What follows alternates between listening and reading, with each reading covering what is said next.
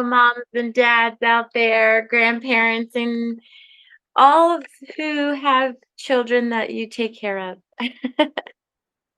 We are here today for a bonus episode, my first bonus episode ever. I decided I would record this because I had a post on Facebook and Instagram in December, at the beginning of December, and it just really took off. And I really wanted to share it with you in a way that will benefit you. And so I hope you enjoy it. It is a small meditation, so there will be a little bit of calm in my voice. And it is meant for nighttime and sleeping and the benefits of it. And so I hope you enjoy. I know that by talking with my kids and being an entrepreneur, working on my computer and on my phone is kind of a lot for my kids. They hear my podcast and they know that I'm actually doing good things for other people. But they also see that only sometimes after school, they'll have mommy time or, sometimes after my husband comes home from work, when he's not tired, he'll have time for them. And I know that many of our kids have struggled with this. It's not just me. I know for a fact that many of us are in front of our phones, whether we own a business or not. We are all watching other people make videos, watching and listening to others create some hacks that they figured out when they weren't recording themselves. Definitely a type of distraction that doesn't need to happen. And it might stem from some type of guilt that, hey, I need this phone to communicate with family and I paid lots of good money for it and therefore I need to use it. But also, it's boredom. A lot of us don't even know what to do if we aren't on our phones. And so there's a rabbit hole and a hamster wheel effect that comes with the phones. And now our kids are starting to see that. And our kids are very smart. Our kids are knowledgeable, they're intuitive, they're sensitive, sometimes too sensitive to other things that we are not aware of because we are on our phones all the time or 90% of the time. And so we get frustrated easy and we get irritable and we get anxious and then we result to self-diagnosing in some as if we were professionals. So like I said, some kids are very sensitive and that could be to emotions. They could be sensitive to emotions or they could be sensitive to the spiritual world. I know that sounds woohoo, but it is very true. There are some personalities out there that are very typically susceptible to, like we just don't have that deep of a connection with ourselves or our environment like some kids do. And so sometimes you'll hear kids saying, I'm scared a lot.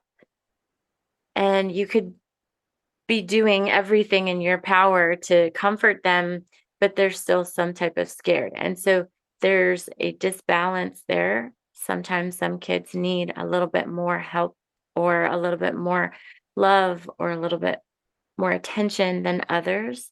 And then there are such things as the love languages, right? There are several love languages out there that each individual has one that's higher than the other.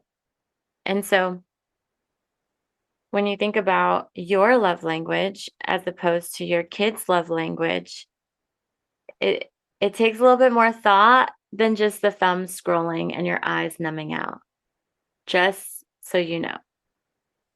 And I I'm putting out this because that's the whole mission of my podcast, is to help unite parents and children, and then help unite us all as a community, military community. And we can only do that if we step away from the phone and actually have an interaction with each other on a basis where we have that commonality, that we're not trying to hide from each other. We're not trying to evade and seclude ourselves in our homes. It's a way of actually connecting in a way that we were meant to. And so even if that is with your kids, or even if it is with a child in your presence, this is a good way to help them to relax at night and to feel that comfort. This episode is for you and your kids to have at least 10 minutes at bedtime together, to take a moment, step back, get off the phone, and have an easy way of falling asleep. So I hope this helps you.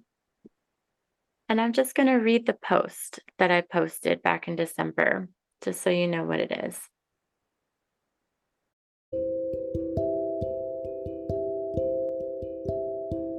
My kids love to pray. It helps them feel a sense of security, that something greater than them, greater than mommy and daddy, is looking after them and taking care when they're scared at night, and they have visions and nightmares. When they cannot fall asleep, I will sometimes calm my voice and say the following: baby girl or baby boy, bring attention to your toes. Imagine your toes are heavy like piggies laying on the bed. Moving up your feet and ankles, they're falling hard to the bed. Move up again. Your legs and knees are relaxing. You're feeling calm and heavy. Moving up to the thighs, your lower body is feeling lighter, almost like you're floating on water. Your hips, your butt cheeks, they're floating too. Totally relaxed. Your back is now in the water, totally. And your stomach is above the water, making half of your body in the warm water and out. Soon, your shoulders, arms, and fingers are feeling totally relaxed, pressing them into the water, your fingers making ripples on the surface. Moving up into your neck, feeling your hair hit the water only halfway. Your chin dips only. Feel all the tension release through your exhale. Just like that, you're in your own bed, cozied up under the blankets. Your face is totally relaxed and your forehead unwrinkles.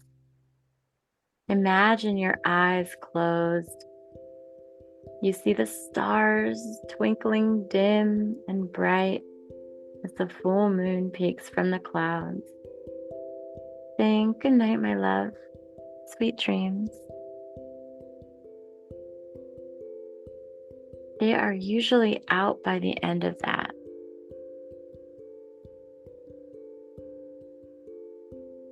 This exercise is called a mindfulness exercise, which you could start to implement with your kids and yourself so that you bring full awareness back into your consciousness brain and you fall asleep faster and deeper.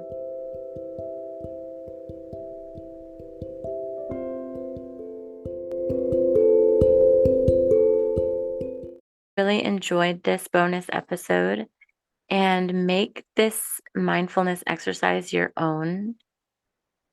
You can implement imagery of your favorite place. An example of that would be closing your eyes and imagining a night sky with green and purple and blue, aurora borealis, northern lights, dancing and waving as you flow and dance with that gently in your bed, just thinking about that, those beautiful magnetic lights. Any other imagery that comes to mind, like waves crashing on rocks in the ocean, or the little trickles of a river on pebbles. Whatever it is that makes you happy, imagine that and take out 5 to 10 minutes before bed to practice this with your eyes closed, cuddled up in your blanket, and feel your baby, feel their skin, touch their forehead, boop their nose. Connection is important, even if it is 2 to 5 minutes. Make it quality presence. It's all about quality. Have a wonderful day.